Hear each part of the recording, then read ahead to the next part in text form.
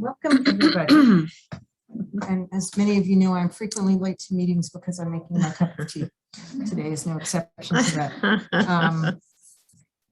Thank you all for coming to the CRLT speaker series today. And I am absolutely delighted to welcome my friend and colleague, Toni Rogat. Toni and I go back a long way. Yeah, 15 years? 16? Right? Oh, 17 years? 2006. Oh, wow. It's almost 2 decades. We're going to need to celebrate ourselves. So Toni and I were both faculty at Rutgers in the Ed Psych department, and she moved to Purdue about 6 months after I moved here. We need to follow each other. Regions. Toni is an associate professor at Purdue in, is it Ed Studies or Ed Psych? I said I wasn't going to read anything because like I know that was so a well, that was a detail. But it's Ed Psych, the program area. Okay, at Purdue. Toni got her PhD from the combined program at Michigan State in psychology and education. She studies motivation and engagement, but what's particularly exciting about her work is the way she mixes methods and uses both qualitative and quantitative methods to construct really interesting both profiles and theories on motivation and engagement. We've been working together for the last, I guess, since Aparna's dissertation on looking at engagement and collaborative activity.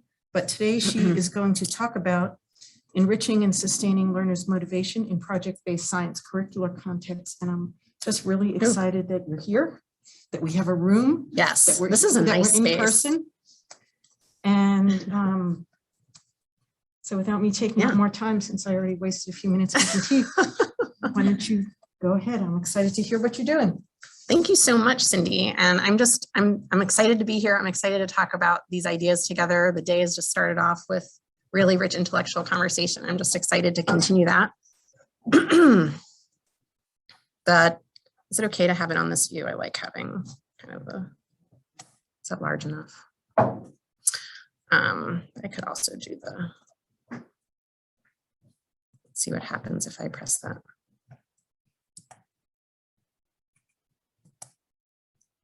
All right. So as Cindy said, I'm looking forward to talking to you about my work on enriching and sustaining motivation in project-based curricular contexts. I've been really interested in this work for a long time, and it really stems from my concern about motivational declines in STEM domains beginning in middle school that we know from national and international measures. And also work that suggests that students really see a disconnect between the authentic work of scientists and what they're doing in school, and difficulty kind of seeing or understanding themselves as having the competencies to go into STEM fields, which is something that we all really care about, of course. But in this work, I really think that there's a lot of potential of really rich STEM learning environments, which is the kind of the main context of my work. And the motivational potential for really elevating the quality of students' motivation and the potential for really meaningful benefits to stemming those declines and having, pathways to science identity and STEM careers. I think it's really important to think about motivational response to curriculum that are grounded in reform recommendations, because while there's a lot of emphasis on students' active involvement in the authentic disciplinary practices and in really rich conceptual core ideas, this work is conceptually really challenging. Students are working on very challenging intellectual tasks and often over time, really requiring sustained investment. And these are issues that are ripe for motivation. I think that, as I was saying before, that these curriculum have features that have the potential to be really motivating. And so that's what kind of brings me to studying and understanding this phenomenon in these contexts. So in particular, reform-oriented or project-based curriculum are often grounded in relevant contexts. They are grounded in authentic problems that really connect to either local community problems, conceptual ideas that are linked to students' everyday lives, organized around a driving unit problem or unit question that has relevance. There's a lot of opportunity for student agency or student autonomy, where tasks are opportunities for student-initiated ideas. They experience themselves as the initiator of explanations or explanatory models, where they have a lot of opportunity for decision-making and self-direction. They get to participate in the authentic disciplinary practices of science, engineering, mathematics, and they do that through the development of explanatory models, the opportunity to revise based on evidence and inquiry. And they also have really clear standards for marking their progress, which can really help in supporting developing competence as students have opportunities to use shared disciplinary criteria for evaluating progress, and that they're all collectively responsible to meeting. Students have rich opportunities to work in collaborative groups in sustained ways. We were talking about this morning, but collaborative groups, not only having the opportunity to work with peers, which can be especially motivating, but there's also a lot of agency afforded to the group because of opportunities for directing activity outside of the teacher scope, kind of in terms of decision-making and monitoring of their activity. And often these environments have rich technological tools, which promote competence because of real-time feedback, but are also really engaging in terms of real-time simulations, interest, and scaffolding their motivation and participation. So really rich features. You don't see that same bar. Oh, you do see that same bar at the top. I hadn't thought about that. Is that Not a problem. It's not a problem. I think that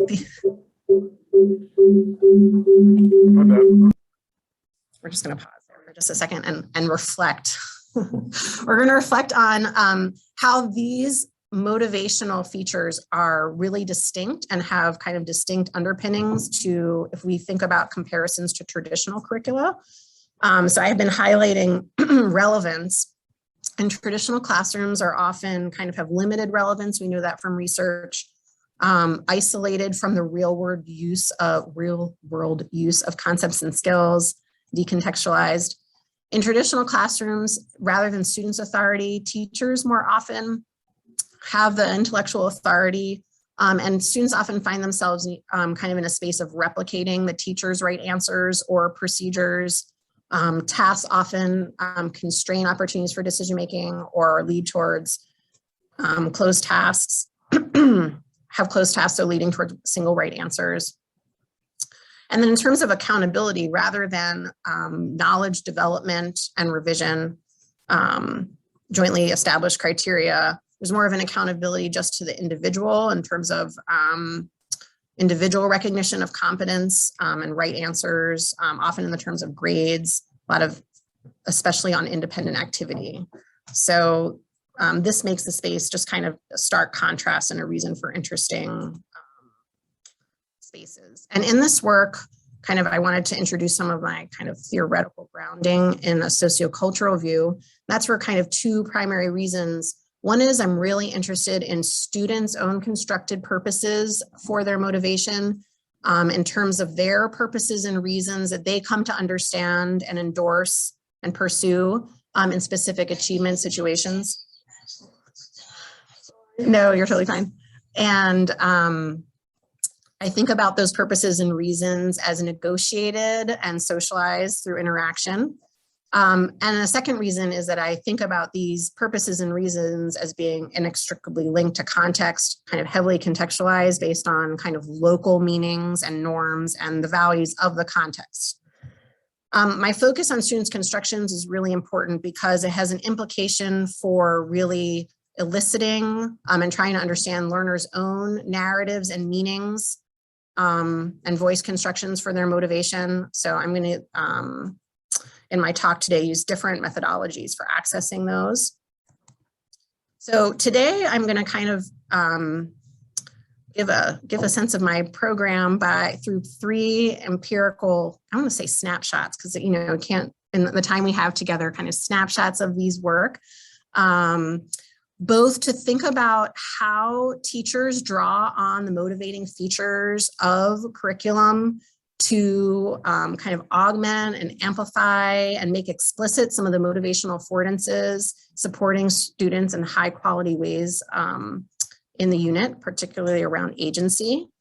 And then I have 2 studies that are about students' constructions. First, about kind of the sources of motivation, sources of interest across a unit. So kind of dynamically across a unit that's a science and engineering design context. And then really taking a deeper dive into students' meanings and constructions of their mastery goals or aim for developing competence over the course of a unit. And all of these studies are contextualized in these rich project-based environments, which is the context of my work. So starting with study 1, looking at how teachers support students' feelings and sense of agency or autonomy. And that's kind of conceptualized as students experiencing the self as an origin of behavior, and that their goals and values are aligned with their behaviors in class. So in this work, we had the opportunity to observe 4 7th grade teachers enacting project-based science curriculum units. And those were organized around authentic questions, authentic problem contexts, and driving questions, including how does lead get into cells and how do we classify things? That was part of a collaboration with Clark Chin and Ravit Duncan. And we observed teachers 5 times over the course of the unit. We purposefully selected the first unit kind of as an anchoring to the unit and the closing lesson. And then we also sampled 3 intermittent lessons more randomly over the course of the unit. We developed a coding framework that was kind of sensitive to conceptualizations and definitions about student agency and autonomy. But because that literature hasn't always been in these contexts, we're kind of open to new designations, new practices. And what we would do is we coded, elaborated running records of teacher observations using our coding framework. And then we summarize those in 2 main ways. So we developed lesson summaries of how teachers fostered autonomy over the course of a unit, over a course of a lesson, excuse me. But we also were interested in how pervasive and broad these supports were over the course of lessons. So we also summarized frequency information, just again, to get a sense at how much autonomy supports were there. And then we looked across the lessons, both within teacher and across the teachers to kind of make key conclusions about how teachers fostered autonomy. So I'm going to present, again, like snapshots, but 4 primary practices that we saw to give you a different flavor of the different dimensions of how teachers afforded autonomy, starting with rationale and relevance. We know that the unit provides anchoring, authentic context, and teachers use that driving question, but kind of elaborated from them to bring in examples to really heighten the connection and connect to students' personal lives. So the question, how does lead get into cells? Teachers also tried to make that relevant by bringing in local and relevant experiences of lead paint in students' neighborhood homes and in toy production, or on curiosity context in terms of, and another example of bringing in food stored in lead cans that led to detriments in a failed Arctic expedition. We were talking this morning about, like, there's the anchoring event early in the unit, right? The opening to really bring home the relevance of the questions, the concepts they're going to pursue, but that there's a need to sustain that relevance across the unit. And teachers do this by revisiting and bringing back the driving question and the authentic problem context over the course of the unit and making those connections explicit to students. So I have an example here. Students are working on their models of how lead gets into cells, and kind of always connecting back to, this is the key organizer. These are our primary questions, and these aspects need to be in our explanatory model. Should the model have a cell? Should there be lead? Yes. So use the driving question, and that's going to be your guide with what should be important in the explanations. Beyond heightening relevance, teachers also provide rationale, which is really important for communicating the import and meaningfulness of the concepts under study. And teachers did this also by linking back to previous lessons so that students could understand kind of how current lessons fit with the longer unit trajectory, and kind of seeing rationale through building coherence and highlighting that for students. So overall, teachers, kind of as a key takeaway for rationale and relevance, teachers are really supporting students' perceptions of ideas as valuable, and connected to their learning goals and relevant. Beyond key unit features, teachers had practices that also communicated and supported students as feeling intellectually, having conceptual agency and intellectual agency. And they did that through being responsive to students' knowledge contributions. So in particular, teachers in whole class discussion, in responding to students, would draw on students' own ideas and phrasings, kind of really conveying that they were the originators of ideas, and also returning to students' contributions over the course of whole class discussion so that they're kind of communicating that they were the origins of these ideas. So in this example, the teacher is returning to a student idea and connecting it to the current discussion, saying, like, I keep staring at you because this is the answer to your original question, where the model doesn't say how the lead gets into the body. It says, they're looking at an example model. But the question, though, is how does lead get into cells? And that is answering your original question, kind of connecting the driving question unit goals to students' contributions and returning to them, which is really empowering and powerful. And that, again, may contribute to students that they are the initiator of these key ideas and have intellectual agency. You may or may not know that I am really interested in the collaborative and the social. And so this is actually kind of a new novel differentiation that we were able to see, but really encouraging students to be responsive to one another as origins of ideas, and encouraging norms, kind of develop as a learning community and the social peer accountability. So in particular, teachers were very explicit about holding that students needed to actively listen and be responsive to one another in whole class and group contributions. They also did this by actively calling for students to come to agreement, to resolve disagreements. And in this really rich example, there's a whole class call out to really being accountable to and being responsive to peers. So before we agree or disagree with student one, the teacher's directly asking a student, do you feel that they met the criteria? Have they met the criteria for this contribution? Yes. And so now they're saying, now we're going to hear why you disagree. And student one, you need to listen. I mean, these calls, I think it's really important, these calls for attending and being responsible for and needing to respond to students' contributions, saying you're going to need to listen because you're going to actually need to go in for a rebuttal. So here the teacher's offloading kind of being the sole responsibility or authority, or even science being the sole authority, and really positioning peers for being accountable to one another. And then returning to kind of amplifying and augmenting curriculum features that lend students the conceptual autonomy or agency within the unit. Teachers also made explicit opportunities through model development and model revision for students evolving ideas and iterating their ideas. So they would specifically introduce models as an opportunity for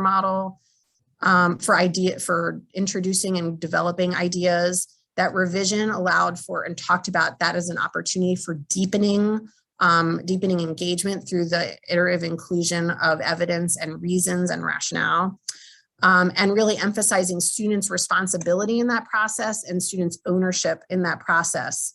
Again, having the opportunity to see your own progress in terms of how your explanation unfolds from early in the unit to the end of the unit, seeing that deepen, seeing that refine and having that called out is empowering. It lends to competence development, and it lends to students really seeing them as being responsible for evolving ideas and revision.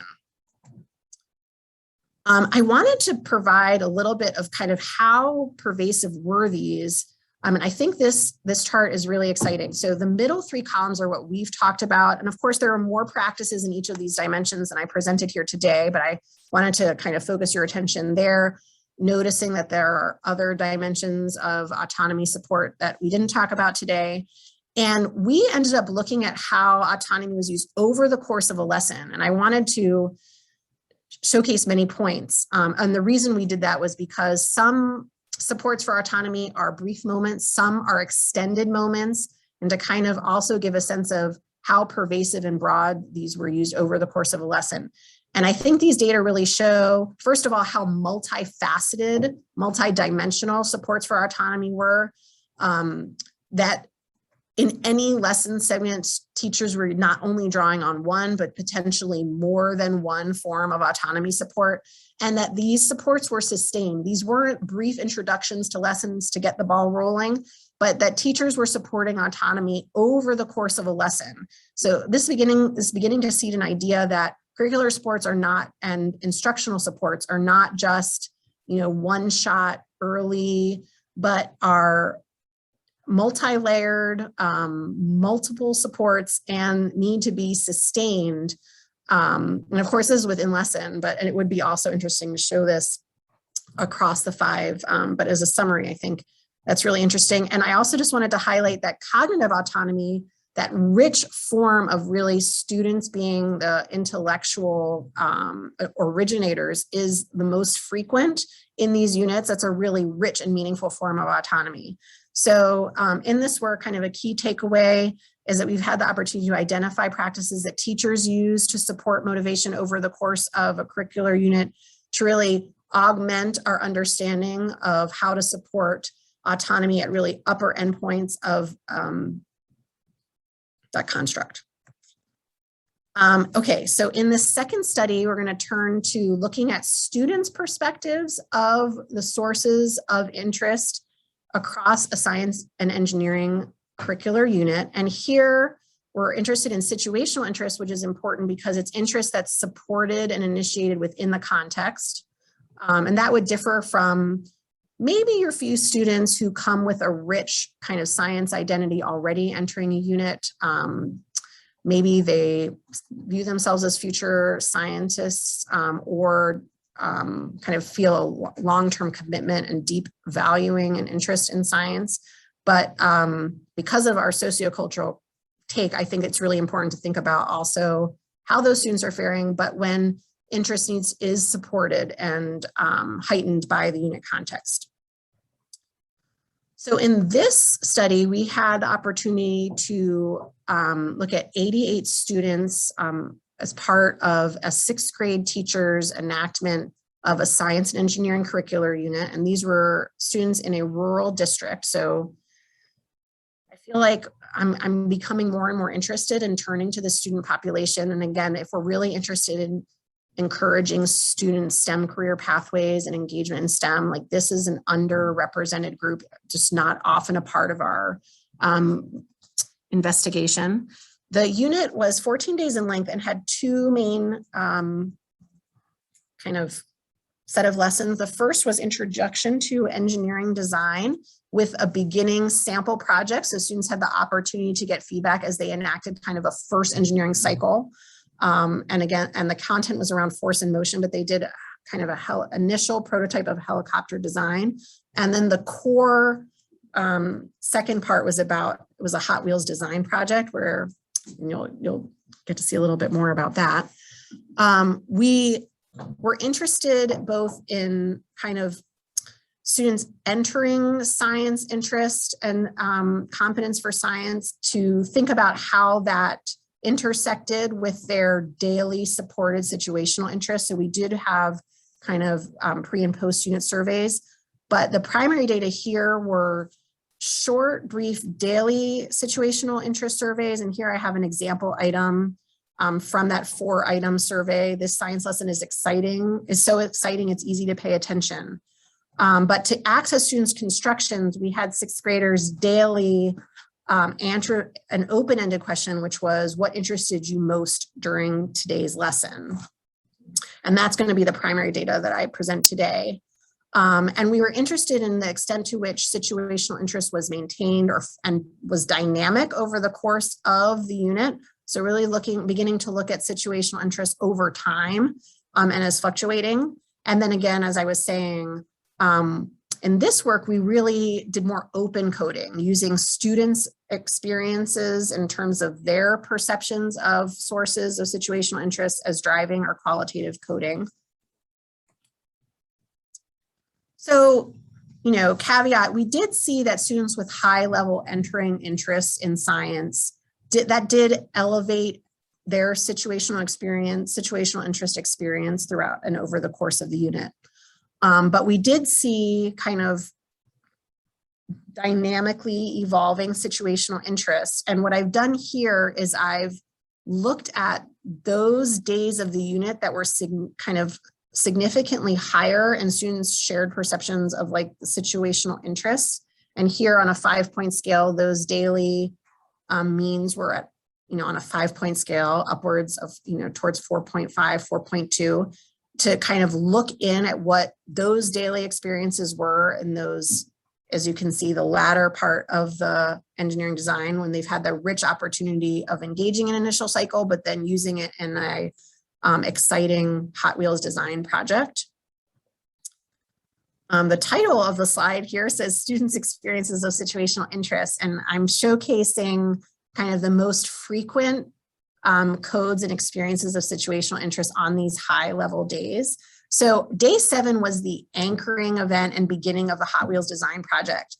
And students in their reports of the sources of situational interest did focus on that authentic, the valuing of the and real world aspect of having this experience of designing Hot Wheel. They had a launching video kind of setting the stage of real world engineers designing Hot Wheel tracks. And they kind of reflected both on the value and kind of the intersection of the video with heightening their value. These are student quotes here. I like watching the Hot Wheels video of people actually in a Hot Wheel car and actually real life doing the Hot Wheels track and actually going up the Double Dare loop. As students had the opportunity to design their prototype and learn more about the force and motion content, they frequently talked about the engineering design phases as really a source of their situational interest. And here really the testing of their designed tracks with the role of technologies like the probes and measures for measuring the velocity. So these two excerpts both talk about having that opportunity to test the velocity of their design at different locations in the track. And just the excitement, the fun, and the challenge all together in their unit interest. We get to physically work with these cars, doing something fun, but that's also really hard and that we built. As the unit moved forward, they had the opportunity to revise their Hot Wheels designs, but also share in their learning community the successes and failures of other groups' designs. And again, just like returning to kind of my own deep interest in caring of kind of more social forms of motivation, students not only talked about the opportunities for revision and iterative redesign, learning from what didn't work, rebuilding it, which was awesome, but also having the opportunity to learn from others' failures and successes as a learning community. So they talked about that everyone tried a different answer to a problem and watching other people's cars go through the track and seeing where it went wrong as motivational sources. So what I think is exciting about this is, first of all, we're gaining access to students' experiences. You know, we design units and have some ideas about the motivational experiences, but really getting students' perspective over the course of a unit. So not just kind of retrospective accounts, but daily accounts, that were varied, having a range of different lesson experiences, and having the opportunity to engage in kind of the authentic practices of engineering is also a key source. Okay, and then in my third study that we're going to present today here is students' constructions of their mastery goals, which are conceptualized as students' purposes for engaging in a task is focused on developing competence and skills and their deepening understanding.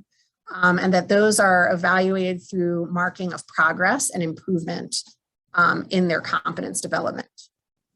What's exciting about this methodology is, first of all, we use 2 different question formats during in-depth interviews. So this was an opportunity to really get access to students' narratives about their purposes and reasons for engaging in a inquiry curricular context, a project-based context.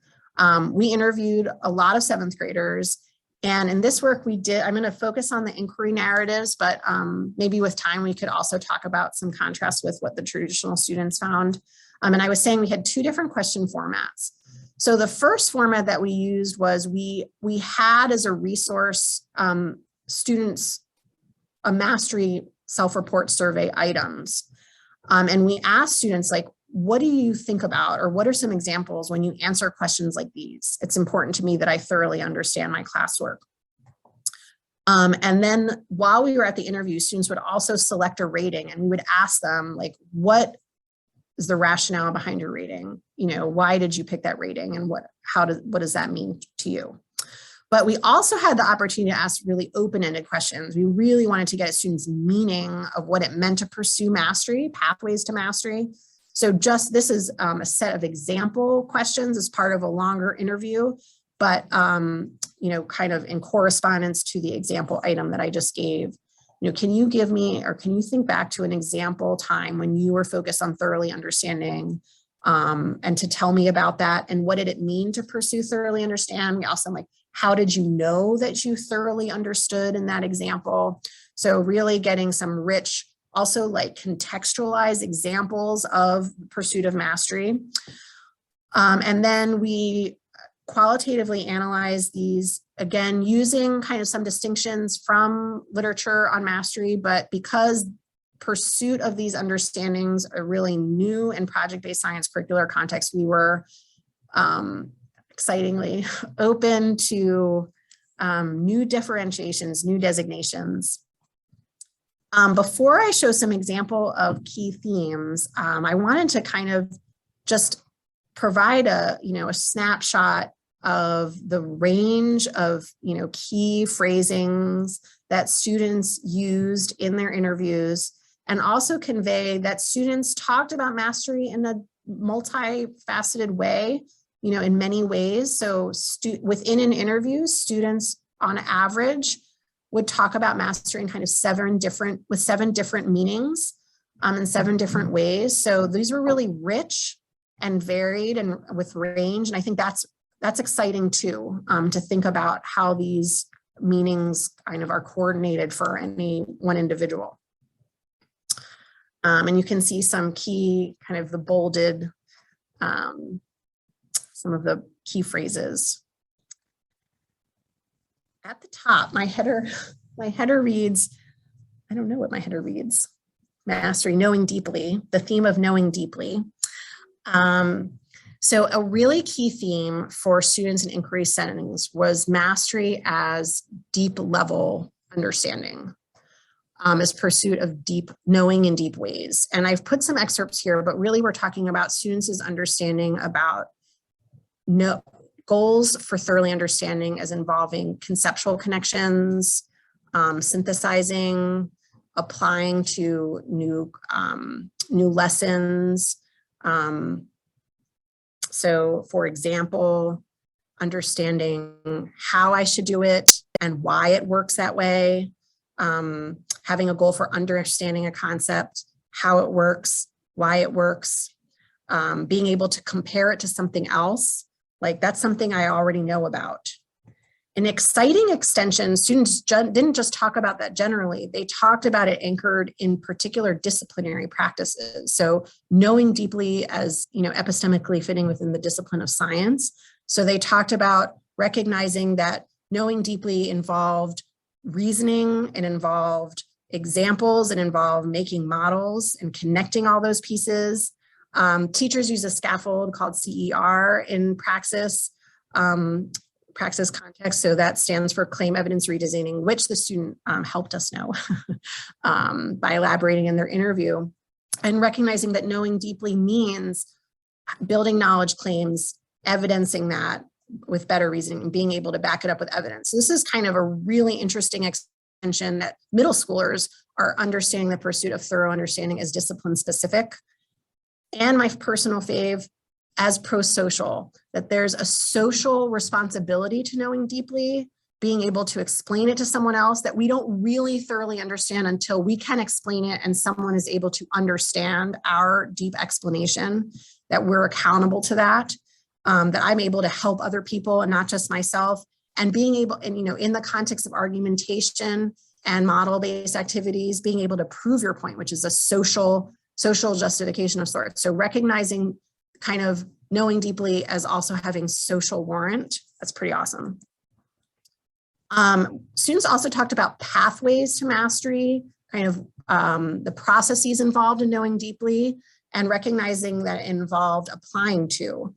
And so students talked about that thoroughly understanding involved making connections to relevant and real world contexts. And this excerpt is really powerful, so I'm gonna kind of go for it here. I know that I can thoroughly understand things in science class when I can use the same thing with a different example, apply that same knowledge and processes to figure out something else, but with the same knowledge, 7th graders. And they also talked about kind of application to things they were currently doing. So within a unit or to classes that they're taking, in their 7th grade.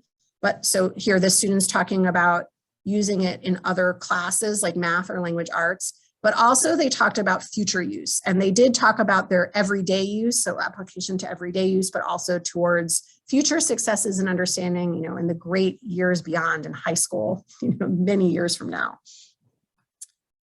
Again, I'd like to show that, we did interview a broad range of students, and this core to mastery goal pursuit, this idea of knowing in deep ways as a core meaning that students kind of constructed, was heavily predominant in inquiry students' narratives and reports, with 80% of students recognizing mastery goal pursuit as know deeply, and predominance of also knowing in disciplinary and deep pro-social ways. So I think it's informative to think and look at that contrast with traditional students, with few students seeing knowing deeply, which again, like that idea of thorough understanding is so core to that idea and meaning of understanding what it means to understand, as not being as prevalent.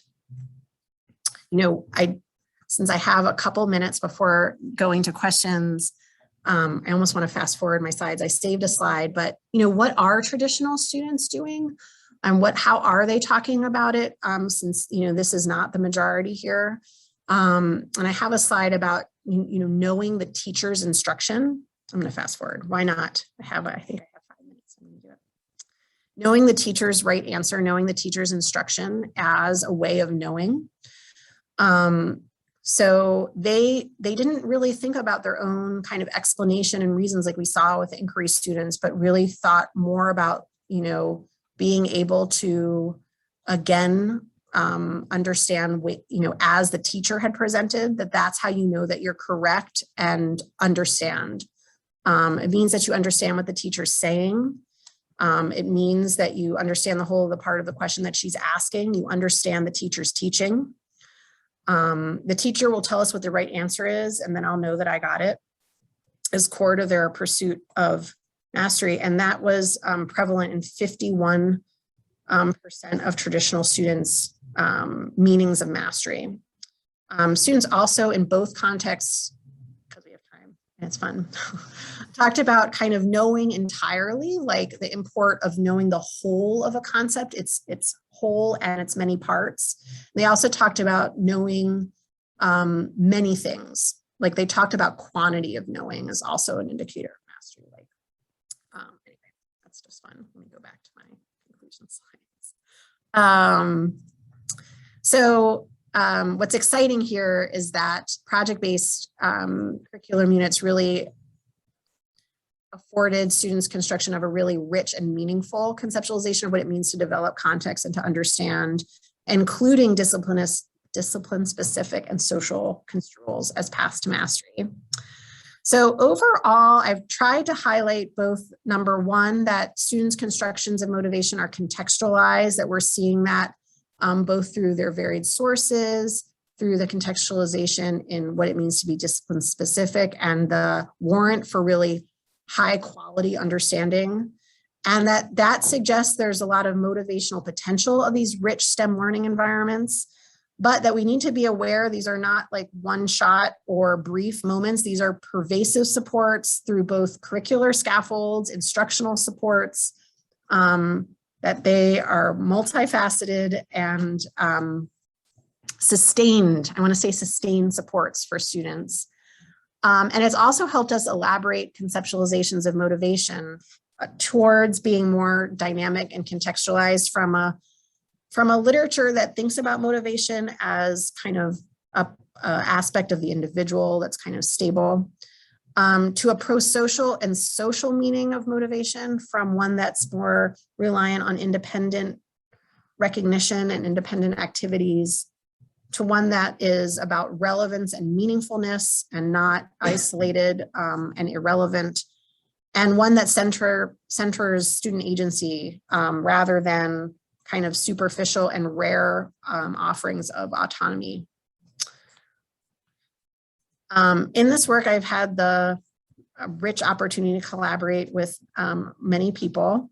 Collaborations are something to pursue, but I wanted to recognize my colleagues in this work. I've mentioned Clark Chin, my colleague Seljan Guzi at Purdue University, whose appointment is in science education. She's really interested in the professional development curricular supports for teachers and integrating science and engineering design and curriculum. And Carlin Adams Wiggins at Portland State University, and my graduate students, of course, as well. So thank you. Leave this up. Thanks. So let me take some questions now. Hey, right on. That sounds great. Right on time. Yeah, look at how I So- wasn't sure getting through 3 studies in 45-minute span, but I did it. You can get rid of your share What should I do? screen. Should I put that down? Oh, Yeah. that's a good idea. And if we can take questions here, and if folks And maybe if people want to put stuff in the chat. they can either put stuff in the chat, or I guess if people, I don't think we have sound on here. Oh, like So, They can ask.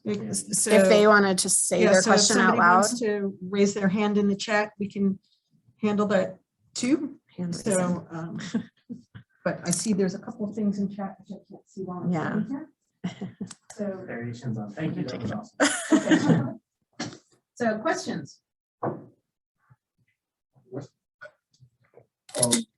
thought it was interesting that you assigned condition to the individuals rather than the context.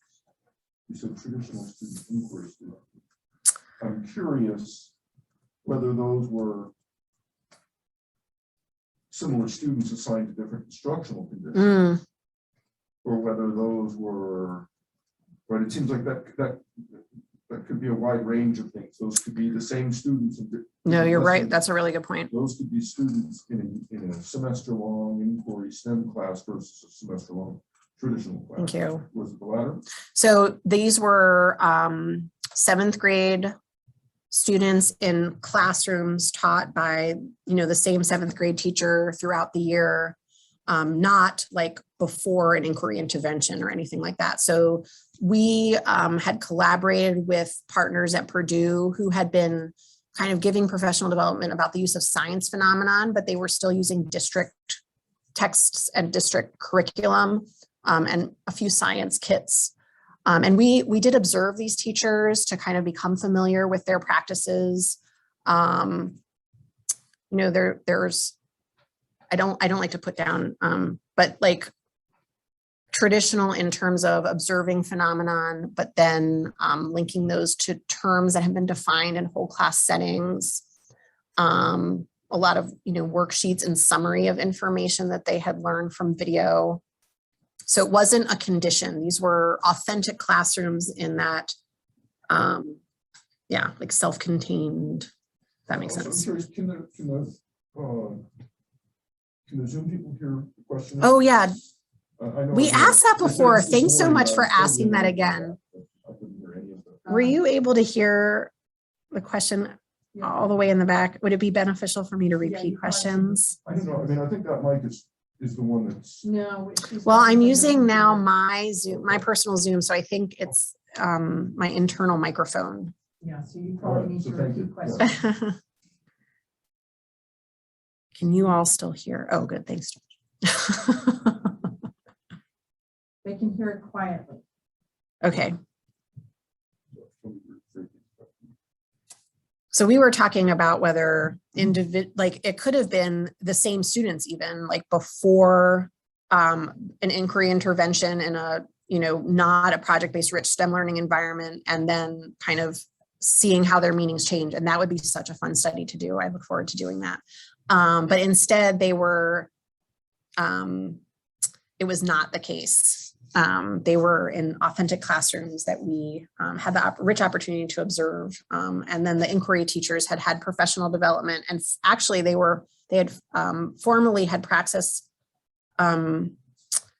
professional development, but had continued to collaborate past the work with Clark and Ravi, and instead had developed their own science and engineering units using those principles. And we had the opportunity to kind of.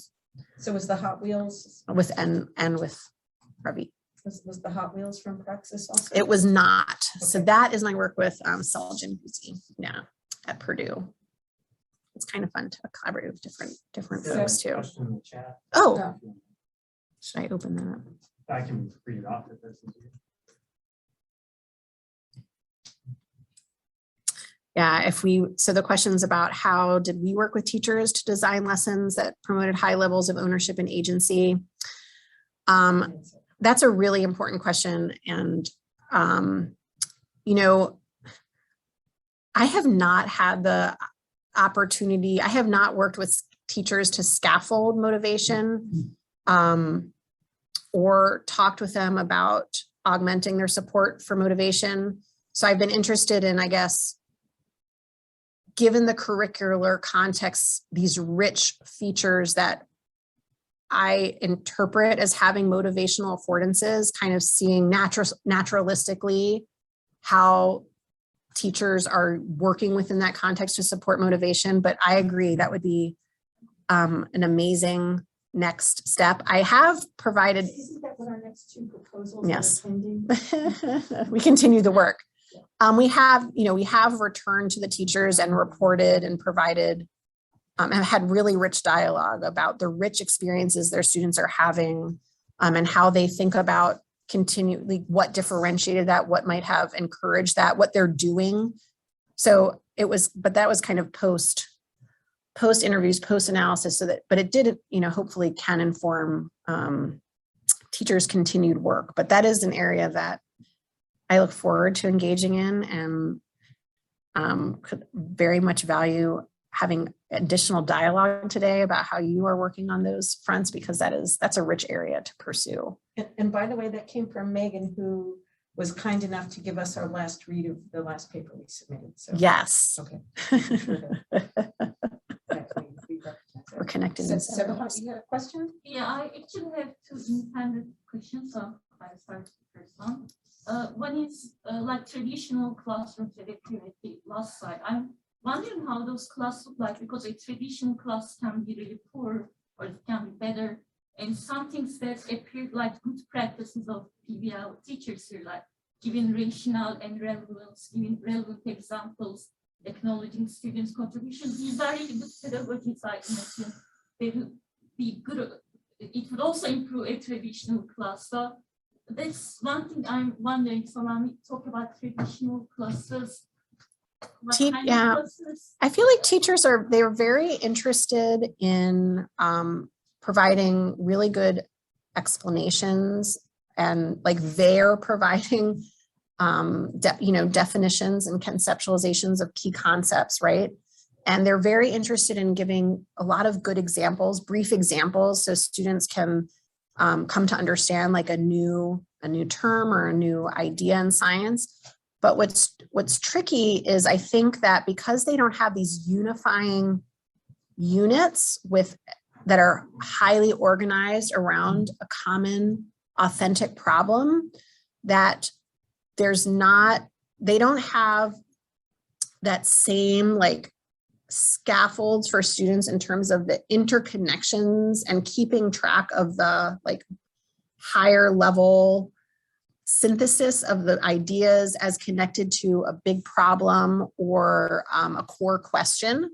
So I think that what happens is that the lessons almost the tasks are more daily, like they have a time limit, they're temporal, and they don't connect to something larger, like as compared to over time iterative redesign in engineering or iterative revision of explanations, where there's a task that students are continuing to return to, and over time emphasis that helps students kind of continue to conceptually grapple and deepen ideas. I feel like they do a very good job of science content delivery, but it loses, I hope I conveyed that.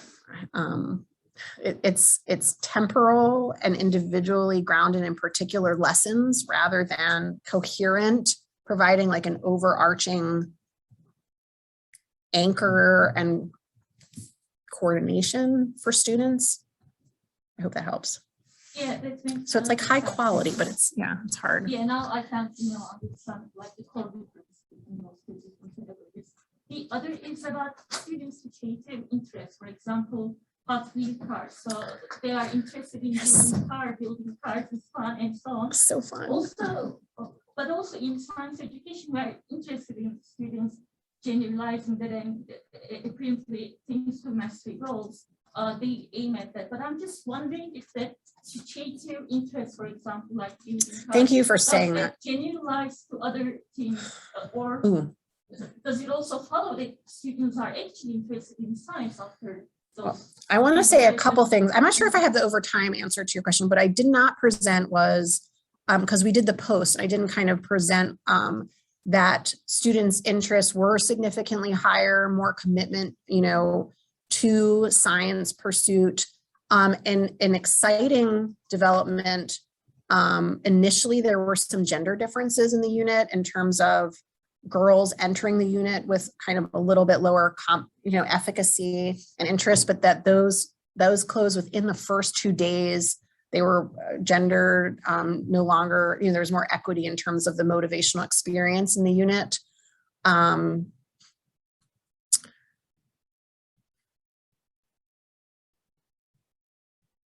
In some of the collaborations with Ravit and Clark, we did, some of their interventions were multi-unit.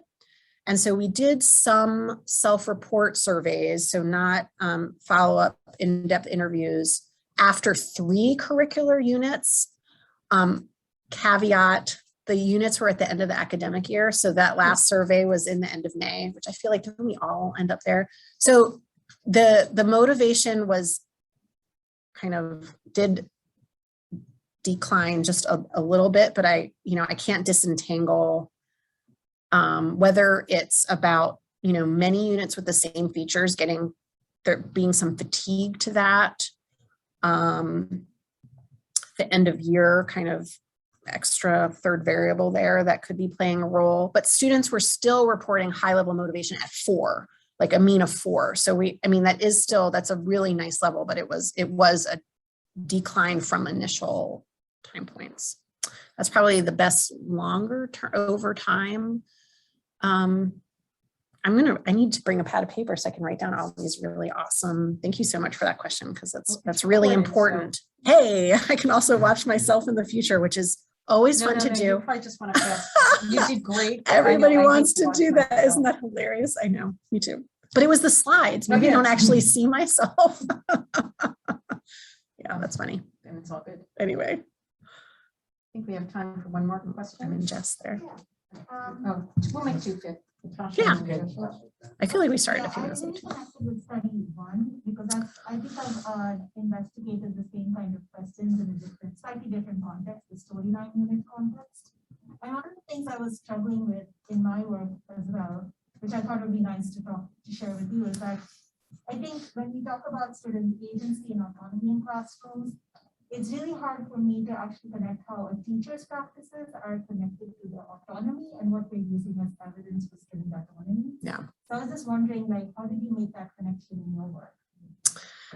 I have gone back and done some perception measures of autonomy support. In the interviews that I referenced, we asked students about how their teacher supports, Keep going. sorry, how their teacher, did it end or something? No. How the teacher supports their motivation and what they do to support their motivation.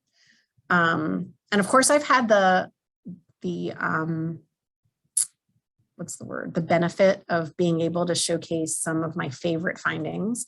But I should say there were also some challenges and tensions to supporting autonomy. And in particular, and I know that we've all seen this, but knowledge construction, there's some tension to when students need some additional scaffolding to get to an accurate conceptualization or just time constraints in terms of like the close of a period. So we did have, this is maybe kind of some relevance to your question about teachers struggling to also maintain agency when there's tension of like needing to make sure an idea comes up or needing to close a conversation because of the end of a unit period.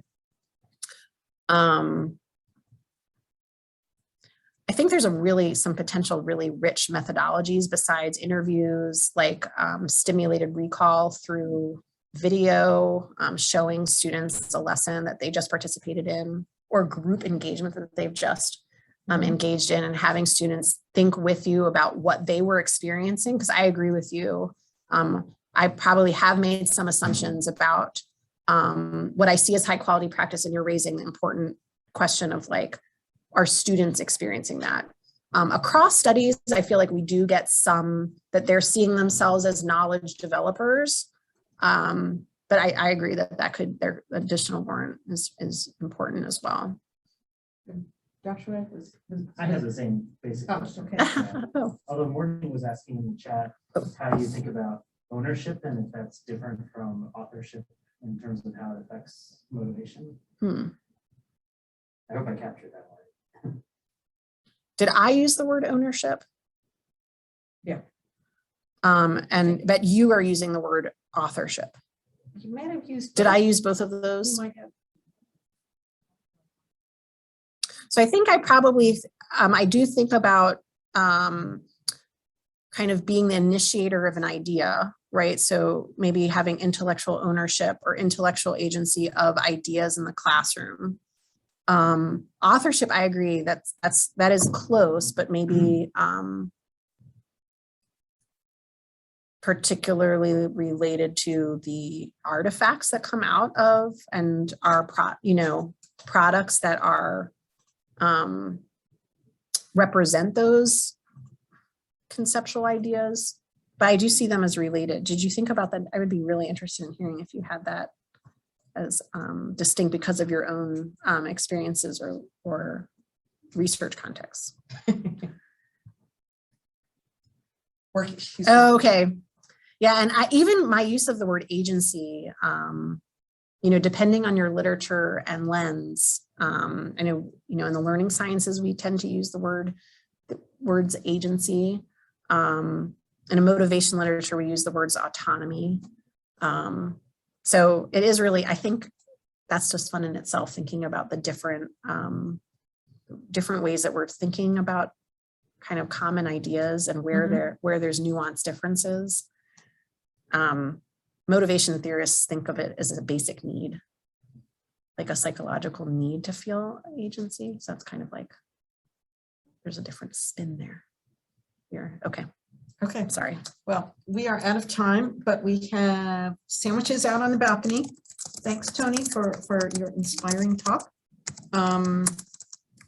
Next month, we have our own Keelan Craig coming to speak.